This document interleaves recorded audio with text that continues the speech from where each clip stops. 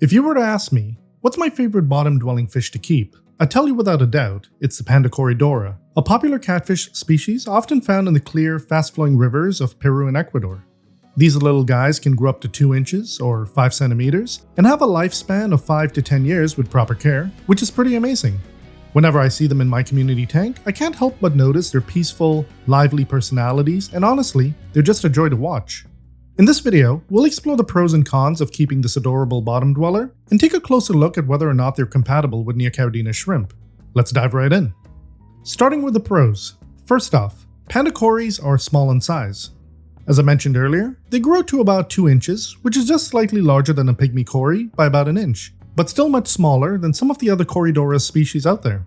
Because of their small size, they don't need a massive tank. A 20-gallon tank is more than enough for a small group. I've kept Panda Corydoras in a 20-gallon long tank, and I currently have a few in my 55-gallon community tank. Second, these fish are very social. Panda Corydoras do best in groups of 4 to 6 or more. They love to swim around together, and their schooling behavior is not only cute, but adds charm and liveliness to any tank. I currently have 4 in my tank and plan on getting a few more. Third, Panda Corydoras are active bottom dwellers. These little fish are constantly foraging and spend a lot of time sifting through the substrate, which is fun to watch. They help keep the tank floor clean by scavenging for leftover food. Fourth, these fish are incredibly peaceful. Panda Corydoras are gentle and get along well with a variety of tank mates. They're perfect for community tanks and rarely bother other fish. I've never seen them act aggressively. Now, would I keep these fish with Neocaridina shrimp? Definitely. In my opinion, they're shrimp safe. They're peaceful, not aggressive, and can live in harmony with shrimp without posing a direct threat. In fact, my 4 Panda Corydoras are currently kept with bamboo shrimp, vampire shrimp, and short-nose shrimp. In the past, I've also kept them with red cherry shrimp and gold nebula shrimp. And finally, fifth, Panda Corydoras are perfect for beginner and intermediate aquarists as long as their needs are met and they're given the proper care. These fish can live a long life in your tank, bringing you joy for many years to come. While Panda Corydoras have many great qualities, there are a few things to consider before adding them to your tank. Let's go over some of the cons. But before we dive in, I just wanted to mention that I sell redwood floaters online, all grown right in my own aquariums. They're perfect for adding a pop of color and extra coverage to your tank. If you're interested in purchasing a batch, check out the link in the description. And of course, if you're enjoying the video and want more content like this, take a moment to subscribe and give it a thumbs up. Now, the first thing to keep in mind is that Panda Corydoras are omnivores. While they're peaceful overall, they can sometimes prey on newborn baby shrimp. If a baby shrimp is small enough to fit in their mouth and is out in the open, there is a chance that they could become a snack. Newborn shrimp usually stay in the same place for the first couple of weeks, and during this time, they're more vulnerable. Once they pass that stage though, Panda Corydoras tend to leave juvenile and adult shrimp alone. Second, they're sensitive to water quality. Panda Corydoras can be quite sensitive to changes in water parameters, so they require a well-maintained tank.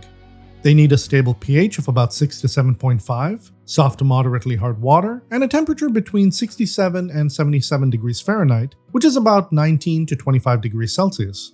In my 55-gallon tank, I keep the temperature at 75 degrees Fahrenheit, which is around 23.8 degrees Celsius, and these fish are absolutely thriving. Third, Panda Corydoras need to be kept in groups. While their social nature is definitely a pro, they should be kept in groups of at least 4 to 6. Keeping them alone can lead to shyness, stress, and even health issues. Fourth, although these fish are active, they can be shy if they don't feel secure. A well-planted tank with plenty of hiding spots is essential to help them feel comfortable and safe. Fifth, Panda Corydoras prefer soft sand, fine gravel, or a smooth substrate to avoid injuring their delicate barbels. They often dig around for food, and rough or sharp substrates can damage their barbels, increasing the risk of infection. The substrate that I'm currently using is a sand substrate from Caribsea. If you're interested in purchasing the substrate, I'll leave a link in the description below. And finally, sixth, Panda Corydoras have moderate feeding requirements. They need a balanced diet that includes sinking pellets, frozen or live foods, and occasional blanched vegetables or algae wafers. While they will scavenge, they're not just bottom feeders, they require regular, nutritious feedings and a varied diet. It's important to ensure that their food actually reaches them, as you don't want them competing with other fish that occupy the mid to top levels of the tank. When I feed my Panda Corydoras, I usually give them a mix of Hikari sinking pellets, New Life Spectrum algae wafers, and fish flakes that I grind into a powdered form. With so many fish and shrimp in my tank, this mix ensures they get a varied diet without having to compete with other inhabitants.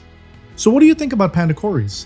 Is this a species you're thinking of adding to your shrimp tank or community tank? I'd love to hear your thoughts in the comments below. If you think Panda Corydoras are cute and make great tank mates for Neocaridina shrimp, You'll definitely want to check out these videos on the adorable pygmy cory and autosynclus catfish. Also, for more tips, updates, and content straight to your inbox, head over to my website at shrimplycanadian.com and sign up. I'm Andy, thanks for watching, and I'll catch you in the next one.